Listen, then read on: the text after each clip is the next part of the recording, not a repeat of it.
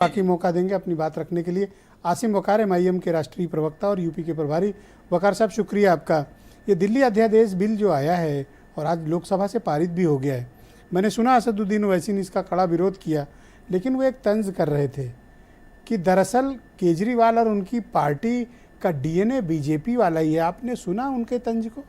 क्या आप ऐसा मानते हैं कि ये लोग बीजेपी के द्वारा जनित हैं? सर, ओवैसी साहब ने ये जो बिल लेके आए थे उस पर उन्होंने कहा था कि वोटिंग कराई जाए। उन्होंने बीजेपी के बिल का विरोध किया और जो बात आपने कही, ओवैसी साहब को अरविंद केजरीवाल साहब ने पहले ये बात कही थी कि वो बीजेपी के लिए काम करते हैं। वो मसला नहीं है। मसला यहाँ ये है कि इंसाफ की लड़ाई जब लड़ी जाएगी तो हम लोग इंसाफ के साथ खड़े होंगे। एमआईएम वाले सब इंसाफ के साथ खड़े होंगे।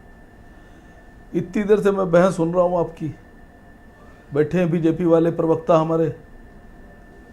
देखिए, 8 यूनियन टेरिटरी हैं, यूटी 8 हैं देश में।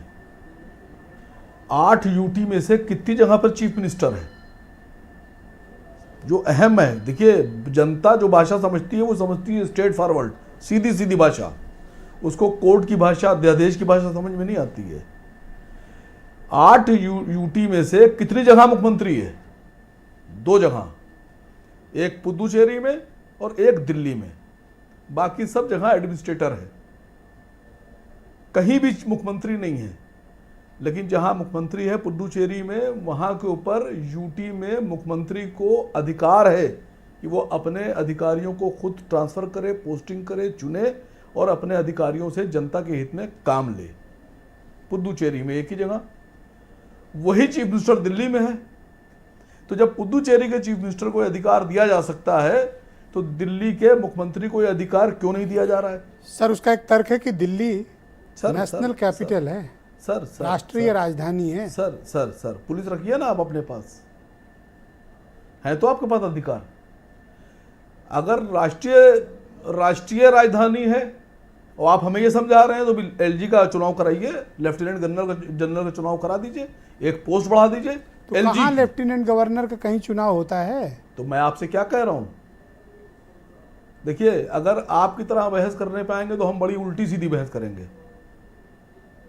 आप आम कहेंगे, हम इमली कहेंगे, आपके नेता आम आदमी पार्टी के जेनेटिक पर सवाल उठाते हैं और आप यहाँ कह रहे हैं कि लेफ्टिनेंट गवर्नर का चुनाव करा लो। आपने सुना अपने नेता की स्पीच? आप दिल्ली में उनके डीएनए पर सवाल उठाते हैं। सुनिए, आप बिल के साथ हैं या बिल के खिलाफ हैं? पहले तो ये बताइए। मैं आपके साथ हूँ।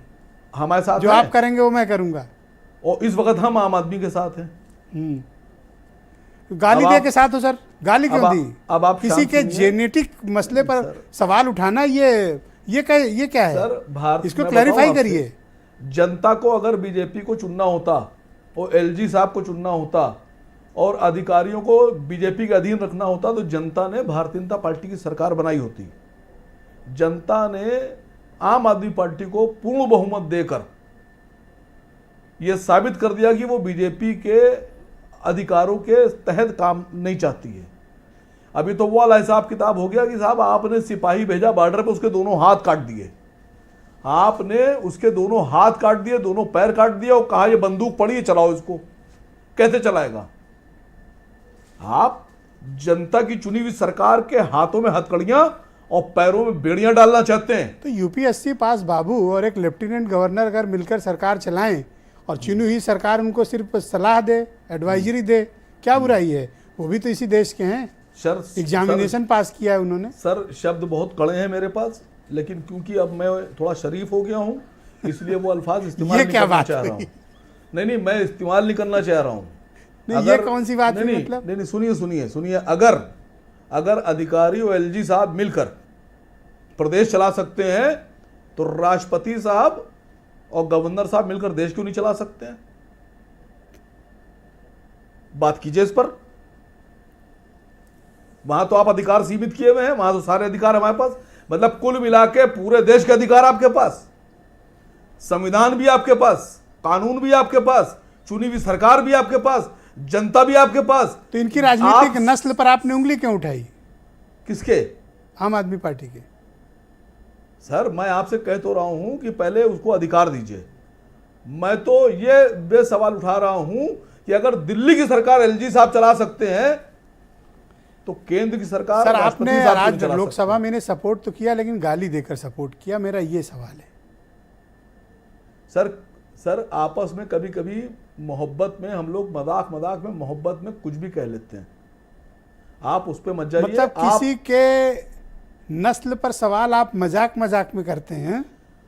सर मैं आपसे कह रहा हूं कि क्या एक हाथ कटा और पैर कटा सिपाही लड़ सकता है? नहीं लड़ सकता। तो आप मैं तो वही कह रहा हूं जो आप बोल रहे हो, मैं आपसे कहां लगूं? नहीं, तो दिल्ली में आप बाह काट कर हाथ काट के मुख्यमंत्री क्यों चाहते हैं?